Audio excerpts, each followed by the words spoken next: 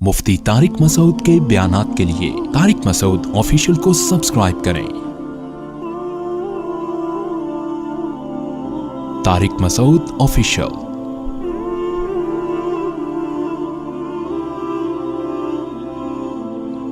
एक और वाक़या है सूरह कहफ में हज़रत मूसा और खज़िर अलैहिस्सलातु वस्सलाम का। सही है बुखारी में इसकी तफसील है। कुरान में जो वाक़या है उसकी वजह क्या बनी, वो वजह बुखारी में लिखी हुई है। हज़रत अब्दुल्ला बिन मसूद फरमाते हैं कि एक नबी सल्लल्लाहु अलैहि वसल्लम ने फरमाया कि हज़रत मूसा अलैहिस्सलाम से एक दफ़ा लोगों ने पूछा कि इस वक्त दुनिया में सबसे बड़ा आलिम कौन है। मूसा अलैहिस्सलाम ने फरमाया मैं, और बात बिल्कुल दुरुस्त भी थी, पैगंबर से बड़ा तो दुनिया में कोई नहीं होता। लेकिन अल्लाह को आपका ये अंदाज पसंद नहीं आया। हर सही बात कहने की नहीं होती। तवाज़ो बहुत बड़ी चीज़ है। आजकल ये तवाज़ो मार्केट में शार्ट, बस मैं सबसे बड़ा हूँ बाकी सारे, हालांकि आप सबसे छोटे होते हैं। वो भी ऐसा, वो भी ऐसा, वो जो कीड़े निकालते रहते हैं ना बैठ बैठ के, वो भी गलत, वो भी गलत, वो भी गलत, मुझसे अल्लाह काम ले रहा है, इसका मतलब आपसे तो काम ले ही नहीं रहा। तो मूसा कलीमुल्लाह इतने बड़े, उनकी ज़बान से ये निकल गया सबसे बड़ा आलिम कौन है, मैं। बात सही थी, लेकिन अल्लाह की तरफ फेरना चाहिए था। तो अल्लाह ने आपको तंबीह की, फरमाया मूसा जो कुछ उलूम मैंने दूसरों को भी दिए हैं जो आपको नहीं दिए। तो जाओ, आप एक बंदे हैं हमारे फलां फलां जगह पे, सफ़र करके चले जाओ, वहाँ एक बंदे से आप मुलाकात करो तो आपको पता चलेगा कि कुछ चीज़ें अल्लाह ने उनको ऐसी दी हैं जो आपको, बोलो ना, नहीं दी। हज़रत मूसा अलैहिस्सलाम अपने खादिम को लेके चले गए और अल्लाह ने बताया कि उसकी निशानी है कि मछली टिफ़न से निकल के समंदर में ज़िंदा होके चली जाएगी। कुछ निशानी बताई कि कुछ ऐसा होगा। अब जब ये वहाँ पहुँचे हैं तो कहीं एक जगह किनारे पे आराम किया तो वो मछली निकल के जिंदा होके सुरंग बना के चली गई। अब जो इनके खादिम थे ना, वो भूल गए कि ऐसा हुआ है, और सुबह उठ के फिर ये आगे चले। चलते चलते थक गए। हज़रत मूसा अलैहिस्सलाम ने फरमाया आतीना गदा अना लक़द लकीना मिन सफ़रिना हादा नसबा, लाओ भाई दोपहर का खाना लेकर आओ, इस सफ़र में तो हमें बड़ी थकावट हो गई है। पैगंबरों ने नाश्ते नहीं किए कभी भी। गदा कहते हैं 11 बजे का खाना। अरबों में आदत थी कि 11 बजे खाना खाते थे दोपहर का, फिर कैलूला करके आराम करते और रात का खाना मगरिब के बाद खाते। ये तमाम सहाबा पैगंबरों की सुन्नत है। नाश्ते का लफ्ज़ कदीम अरबी में आपको मिलेगा ही नहीं। नाश्ता जो है ना, गोरों ने इंट्रोड्यूस करवाया। ये गोरों ने तारुफ करवाया इसका। समझते नहीं हो बात। ये 2 टाइम खाते थे, और गोरों ने सिर्फ नाश्ता नहीं, गोरों ने ऐसे खाने हमें मुतारिफ करवाए हैं कि उनसे हमारी सेहतों की ऐसी की तैसी। मुसलमान रोटी खाता था, गोरे के आने के बाद डबल रोटी खा रहा है। अब बताओ रोटी नुकसानदेह या डबल रोटी? डबल रोटी। मुसलमान रोटी खाता था, गोरों ने बर्गर मुतारिफ करवाया। बर्गर, पिज़्ज़ा, ये सब कहाँ से आई हैं? मुसलमान लस्सी पीता था, वो वाक़या था ना, लस्सी पियो लस्सी, और गोरों ने क्या, कोल्ड ड्रिंक। तो सेहतों के बर्बाद करने में गोरों का बहुत बड़ा दखल है। वो अलग बात है, फिर वही बता भी रहे हैं कि ये नुकसानदेह, ये ठीक है ना, खुद ही कह रहे हैं छोड़ दो ये चीज़ें। लेकिन अब आपने ऐसा चस्के लगा दिए कि अब लोग दुनिया छोड़ने के लिए तैयार हैं, पिज़्ज़े छोड़ने के लिए तैयार नहीं है। तो मुसलमानों की खुराकें 2 टाइम होती थी। वो शाम को चाय में डबो डबो के खाना, समोसे, ये सब गोरों ने मुतारिफ करवाया। मुसलमान नहीं खा, मुसलमान 2 टाइम। हमने अपने बुजुर्गों को देखा है, वो बताते थे हम तो नाश्ता जानते भी नहीं थे क्या होता है। 11 बजे खा के सोए। अच्छा, गोरे में कैलूला नहीं है, ये कैलूला छुड़वाया हमसे गोरों ने है। हिंदुस्तान में, अफगानिस्तान में, ईरान में, पूरी दुनिया में जहाँ भी मुसलमान आपको मिलेंगे, कदीम मुसलमान, सब दोपहर खाने के बाद सोते थे। गोरों ने जब हिंदुस्तान पे हुकूमत की है तो कैलूले का लफ्ज़ और कैलूले की आदत मार्केट से निकाल दी। समझते नहीं हो बात को। तो कुछ चीज़ें हमारी विरासत में थी, उनको ले लेना चाहिए। खैर अब आदी हो गए नाश्ते के, कर लें आप, मना नहीं है, लेकिन पैगंबरों की है। तो हज़रत मूसा अलैहिस्सलाम ने फरमाया थक गए हैं, क्या ले आओ? کھانا لے کر آؤ. انہوں نے کہا اوڑے وہ مچھلی کھانی تھی, مچھلی تو ڈبکی لگا کے سمندر میں چلی گئی ہے. تو حضرت موسیٰ کیا کھا رہے تھے کھانے میں؟ فش.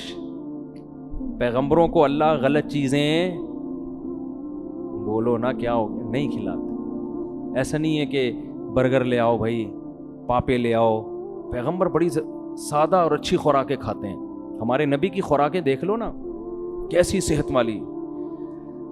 تو وہ کہا کہ وہ تو فش نکل کے کہاں چلی گئی ہے. اچھا جھینگا بھی آپ کو نہیں ملے گا, نہ کسی صحابی سے ملتا ہے کہ جھینگا کھایا ہو کسی نے, نہ کسی تابعی سے ملتا ہے. بہرحال اختلافی مسئلہ ہے, لیکن اس میں امام ابو حنیفہ کا جو رائے ہے نا بہت مضبوط ہے کہ سمندر کی صرف مچھلی حلال ہے. بہت مضبوط رائے امام صاحب کی, کیونکہ مچھلی کھانے کا ہی تذکرہ ملتا ہے ہمیں. اس پہ دلائل میں دے چکا ہوں, ابھی اس کا موقع نہیں ہے. تو خیر قرآن میں بھی کہیں نہیں ملتا.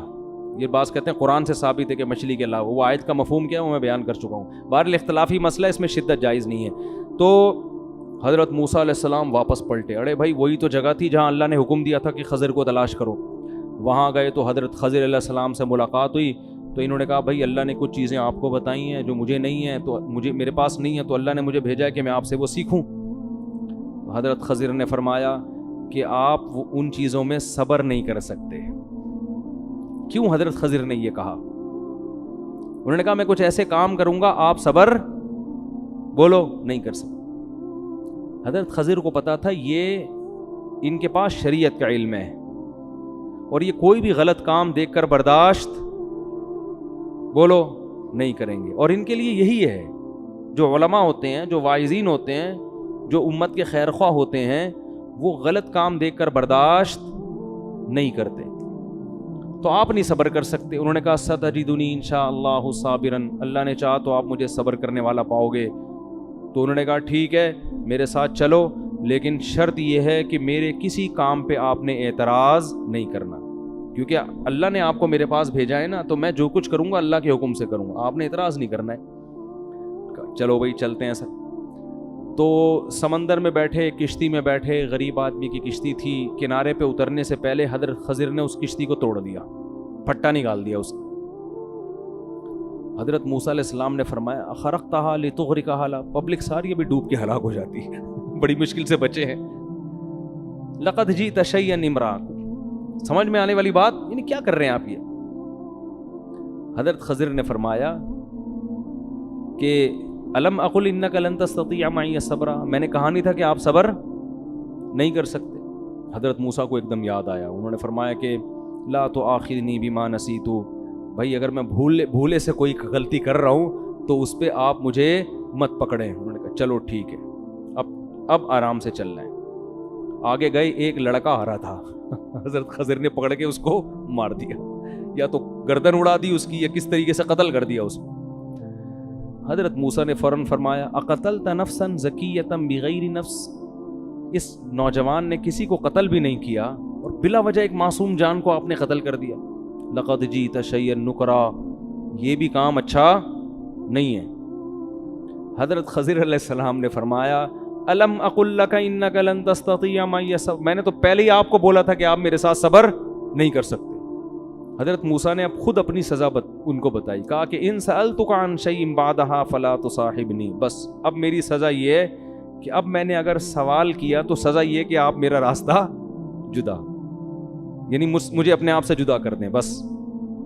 اب آگے گئے ہیں, حتی اذا اتیا اہل قریۃ استطعما, ایک بستی میں گئے مسافر بن کے. ان لوگوں سے بولا بھائی ہم مسافر ہیں, تھوڑا سا ہمارا انتظام کر لیں کوئی کھانے پینے کا.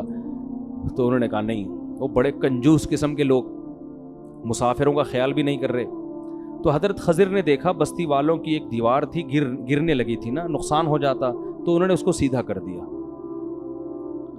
تو حضرت موسیٰ نے فرمایا ہم مسافر ہیں, ویسے ہی بھوک لگ رہی ہے, اور یہ کمبخت ایک نمبر کے کنجوس لوگ, تو اگر آپ نے ریپیئرنگ کا کام کرنا تھا لو شئت لاتخذت علیہ اجرا, تو ان سے کچھ پیسے ہی لے لیتے اس کے بدلے میں کہ بھئی میں دیوار ریپیئر کر کے دوں گا, لیکن کچھ ہمیں کیا دے دو, پیسے دے دو, تاکہ ہم کچھ کھا پی تو لیں, بھوک سے حالت ہماری خراب ہو رہی ہے.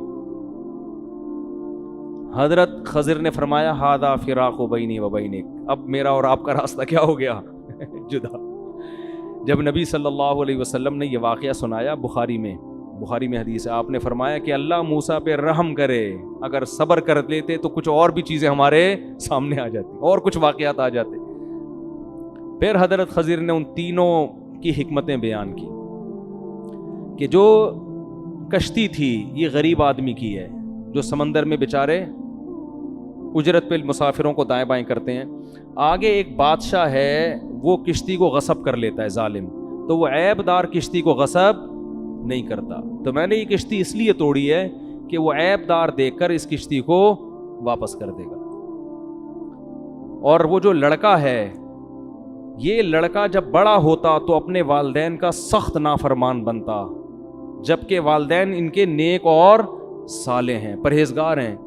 تو اللہ نے ارادہ کیا کہ اس بچے کو موت دے کر اس کے بدلے میں ان والدین کو دوسرا بچہ دیں، اور وہ بچہ ان کی آنکھوں کی ٹھنڈک بنے گا۔ ماں باپ تو سمجھ رہے ہیں ہمارا بچہ مر گیا، لیکن میں نے قتل اس لیے کیا اللہ کے حکم سے کہ اس کا نعم البدل اللہ ان کے اگر یہ زندہ رہے گا تو والدین کو بہت ستائے گا۔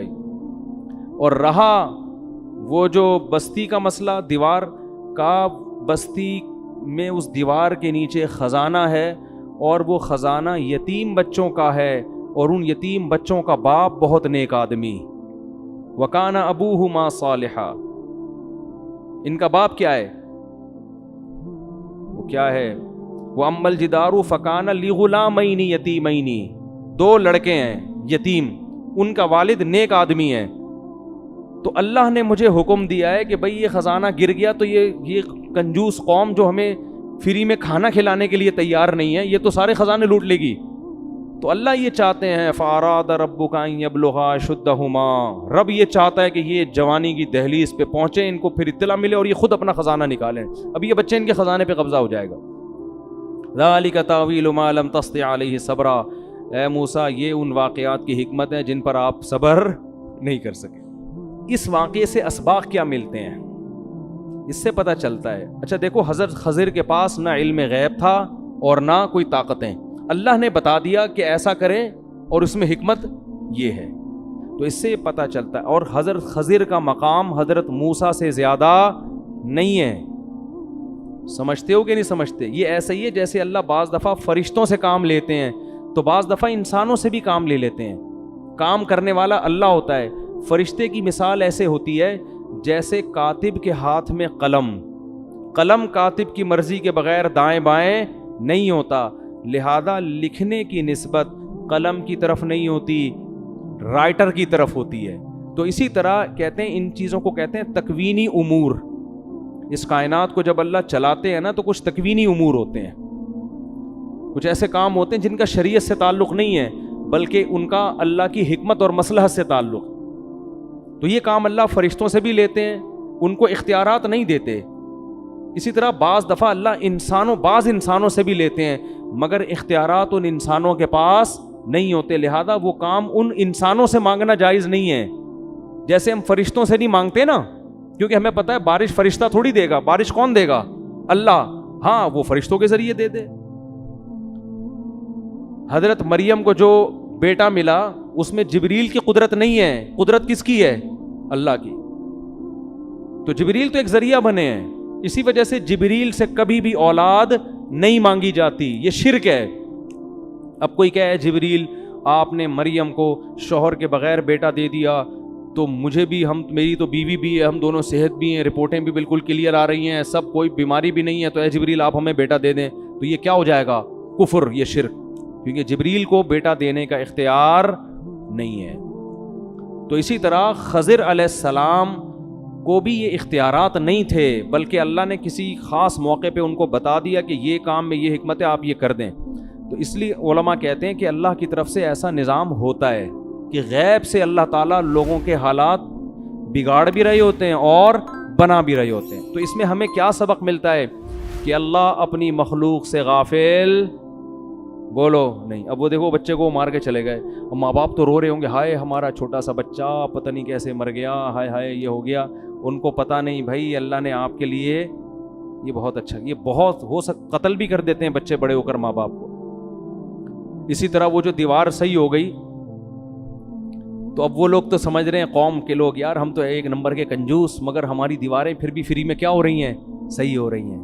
تو تمہیں نہیں پتا کہ یہ جو دیواریں صحیح ہو رہی ہیں اصل میں تم کمبختوں کے ظلم سے یتیموں کو بچایا جا رہا ہے، اور یہ بھی کہ یتیموں کے لیے صحیح ہو رہی ہیں، ہر ایک کے لیے نہیں، ان یتیموں کے لیے جن کے والد نیک آدمی۔ پتہ چلا آپ کے والدین اگر نیک ہیں یا آپ اگر نیک ہیں تو غیب سے اللہ کیسے آپ کے بچوں کے لیے انتظام کرتا ہے۔ نہیں آ رہی بات؟ کیسے غیب سے انتظامات ہوتے ہیں آپ کے لیے۔ تو تقوی للہیت اپنے اندر پیدا کرنی چاہیے۔ اللہ کسی کو بھی خضر بنا کے بھیج سکتا ہے، خضر کو نہ بھی بھیجے، خضر علیہ السلام تو انتقال ہو گیا، بہت سے کہتے ہیں زندہ ہیں، واللہ عالم، ہمارے پاس کوئی ان کی زندگی کی کوئی دلیل نہیں ہے۔ بعض لوگ کہتے ہیں ہماری ملاقات ہوئی ہے تو پھر ان سے آپ پوچھ لیں جا کے، میری تو اب تک ایسی کوئی ملاقات ہو نہیں سکی۔ حضرت عیسیٰ کی حیات پر تو دلائل قائم ہے، حضرت خضر کی حیات پر کوئی قرآن و سنت میں کوئی دلیل نہیں ہے۔ تو اللہ کیسے غیب سے کیا کرتے ہیں؟ انتظام۔ کیسے اللہ تعالیٰ نے غیب سے انتظامات کیے ہیں؟ ان کی نیکی کی وجہ سے۔ تو آپ اگر نیک ہیں تو اللہ پتہ نہیں کہاں سے آپ کے غیب سے آپ کے بچوں کی مدد کرے گا، بچوں کی نہیں تو بچوں کے بچوں کی، تو یہ خاندانی اثرات نسلوں میں چلتے ہیں۔ تو یہ ہمیں اسباق ملتے ہیں۔ وقت کافی زیادہ ہو گیا ہے اور اس میں اور بہت سارے حضرت ذوالقرنین کا واقعہ ہے، پھر وہ انشاءاللہ بعد میں۔ سبحانک اللہم و بحمدک نشہد ان لا الہ الا انت نستغفرک و نتوب الیک۔